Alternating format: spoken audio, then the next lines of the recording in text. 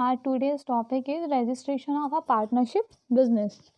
Registration of a partnership business means कि जो हमारी पार्टनरशिप बिजनेस फर्म होती है उसको सही तरीके से चलाने के लिए उसको जो है स्टैट्यूटरी रूप से इस्टेब्लिश करना ज़रूरी होता है, यानी कि वैधानिक रूप से लीगल एक्सपेक्टेस को इस्टेब्लिश करना ज़रूरी होता है, जिसके लिए क्या करते हैं हम अपनी पार्टनरशिप फर्म का रजिस्ट्रेशन कराते हैं। जो उसका रजिस्ट्रेशन फॉर्म होता है जिसमें कि हम अप्लाई करते हैं रजिस्ट्रेशन के लिए, उसमें क्या क्या चीज़ें होती हैं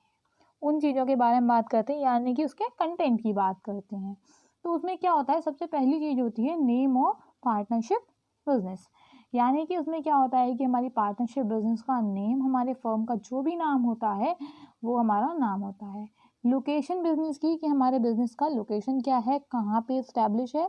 उसका ऑब्जेक्टिव क्या है, ऑब्जेक्टिव ऑफ द बिजनेस, यानी कि किस उद्देश्य से हम बिजनेस को बना रहे हैं, हमारे बिजनेस को बनाने का उद्देश्य क्या है।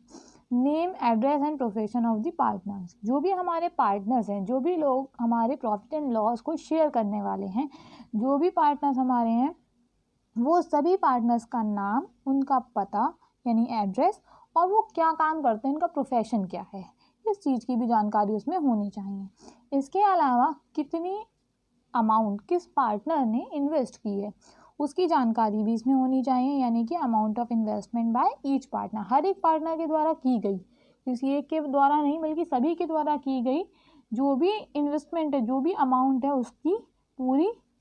कहना चाहिए डिटेल होनी चाहिए उसमें। Date of joining the partners,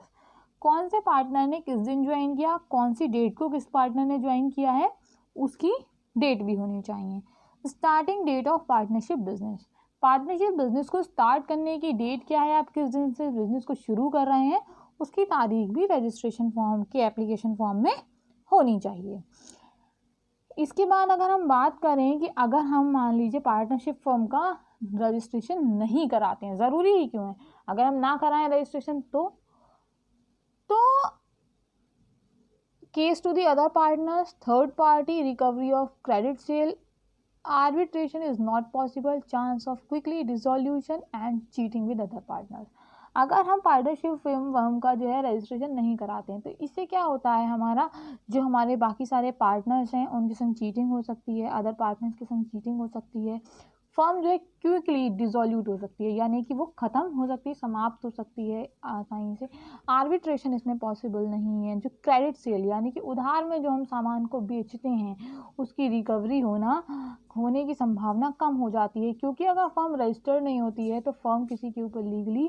case करने से पहले उसको काफ़ी दिक्कतें होती हैं। तो वही सारी चीज़ें हैं, थर्ड पार्टी के केस में भी और अदर पार्टनर्स के केस में भी बहुत सारी दिक्कतें होती हैं, इसलिए एक फर्म को रजिस्टर कराना ज़रूरी हो जाता है। इसके बाद अगर हम बात करें कि पार्टनरशिप फर्म का रिजोल्यूशन जो होता है वो किन किन तरीक़ों से होता है, तो अगर हम बात करें कि पार्टनरशिप फर्म का बिज़नेस का जो हमारी पार्टनरशिप फर्म होती है उसका डिसॉल्यूशन की बात करें अगर हम, तो डिसॉल्यूशन का पहली बात तो मतलब क्या होता है, डिसॉल्यूशन का मतलब होता है बाइंड अप करना, यानी कि जो हमारी कंपनी है, हमारी जो फर्म है वो वाइंड अप हो जाती है। वाइंड अप यानी कि बंद हो जाती है, अब उसमें आगे फर्दर कोई भी सेल परचेज नहीं होती है, और जो उसकी जितनी भी असेट्स लायबिलिटीज़ होती हैं उनको कंप्लीट कर दिया जाता है और हमारे अकाउंट्स को क्लोज कर दिया जाता है,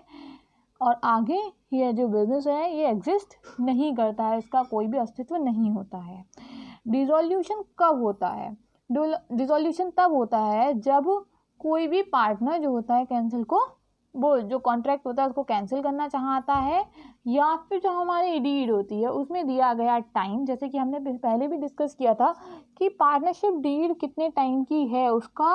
एक्सपेक्टेड टाइम हमें बताना होता है ना। तो वही टाइम जब एंड हो जाता है तब भी पार्टनरशिप बिजनेस जो है एंड हो जाता है, या फिर अगर कोई पार्टनर उसको रिमूव करता है, यानी कि कोई पार्टनर क्विट करता है, अपना शेयर छोड़ता है, पार्टनरशिप फर्म को छोड़कर जाना चाहता है, उस स्थिति में भी जब वो अपना कॉन्ट्रैक्ट कैंसिल करता है तब भी पार्टनरशिप बिजनेस डिसॉल्यूट होता है। डिसॉल्यूशन जो होता है कहना चाहिए कि टर्मिनेशन ऑफ पार्टनरशिप से अलग होता है, यानी कि अगर मान लीजिए कहा जाए कि कोई व्यक्ति अपनी पार्टनरशिप एंड करना चाह रहा है तो उससे डिसॉल्यूशन अलग होता है। किसी व्यक्ति का छोड़कर चले जाना और कंपनी का डिसॉल्यूट हो जाना दो अलग अलग चीज़ें हैं। व्यक्ति छोड़ के जाएगा तो बाकी बचे हुए व्यक्ति बिजनेस कर सकते हैं, लेकिन अगर 2 ही लोगों का बिजनेस होता है तब अगर एक व्यक्ति छोड़कर चला जाता है तो वो फर्म बंद हो जाती है। इसी तरीके से डिसॉल्यूशन का मतलब होता है फर्म का पूरी तरीके से बंद हो जाना, और टर्मिनेशन ऑफ पार्टनरशिप का मतलब होता है किसी भी व्यक्ति द्वारा उसकी पार्टनरशिप को ख़त्म कर दिया जाना या उसको उसकी पार्टनरशिप को छोड़ दिया जाना। ठीक है। वाइंडिंग अप पार्टनरशिप बिजनेस की जो बात होती है, कहा जाए वाइंडिंग अप का मतलब होता है बंद होना। तो मतलब उसी तरीके से पार्टनरशिप फर्म जो होती है हमारी, उसके क्या क्या मेथड्स हैं, तो इसका ये है वॉलेंट्री वाइंड अप हो सकता है इसका, यानी कि इच्छा से। ठीक है। पार्टनरशिप जो होती है हमारी, इसमें कई सारे पार्टनर्स होते हैं और पार्टनर्स की विल के अकॉर्डिंग, यानी कि अगर वो चाहें तो पार्टनरशिप जो भी पार्टनर्स होते हैं उनकी इच्छा के अकॉर्डिंग अगर वो आगे बिजनेस नहीं करना चाहते हैं तो हमारे पार्टनरशिप बिजनेस जो होता है वाइंड अप हो जाता है। ये तो हो गया हमारा रिजोल्यूशन एट विल या वॉलेंट्री रिजोल्यूशन। इसके बाद बात करते हैं स्टैट्यूटरी रिजोल्यूशन। इसमें क्या होता है हमारा, या फिर कहा जाए रिजोल्यूशन बाय कोर्ट। इसमें क्या होता है कि अगर मान लीजिए आपस में सहमति नहीं बनती तो ये लोग क्या करते हैं डिसोल्यूशन बाय कोर्ट में कि जाते हैं और कोर्ट में अपील करते हैं, और अगर कोर्ट को लगता है तो वो इस अपील को एक्सेप्ट कर लेती है और कंपनी डिसोल्यूट हो जाती है। या फिर कोई व्यक्ति ऐसा हो जिसको लगे या कोर्ट को लगे कि कोई नियमों का उल्लंघन हो रहा है या रूल्स फॉलो नहीं हो रहे हैं या कुछ भी XYZ उसे लगे इलीगल एक्टिविटीज़ हो रही हैं, तो भी वो फर्म को वाइंड अप कर सकती है। इसके अलावा डिसोल्यूशन होता है हमारा जब हमारी पार्टनरशिप डीड एंड हो जाती है। ठीक है। तो हमारा जो डिसोल्यूशन होता है वो कई सारे तरीके से हो सकता है हमारा, और स्टैट्यूटरी ऑब्लाइजेशन डिसोल्यूशन वही चीज़ हो गई कि मतलब हमारा क्या होता है कि जब हमने मान लो टर्म दिया हुआ था कि हमारा 5 साल तक चलेगा, तो 5 साल बाद उसे वाइंड अप होना ही है, या हमारा ऑब्जेक्ट फुलफिल हो गया, जो हमारा उद्देश्य था वो पूरा हो गया, तो अब पार्टनरशिप बिजनेस को आगे कंटिन्यू करने का कोई मतलब ही नहीं रह जाता है, तब भी हमारा जो पार्टनरशिप बिजनेस है वो डिसोल्यूट हो जाता है। तो इसके जो मैथड्स हैं उनको हम और ज़्यादा डिटेल में अगले क्लास में डिस्कस करेंगे। आज के लिए बस इतना ही। Thank you.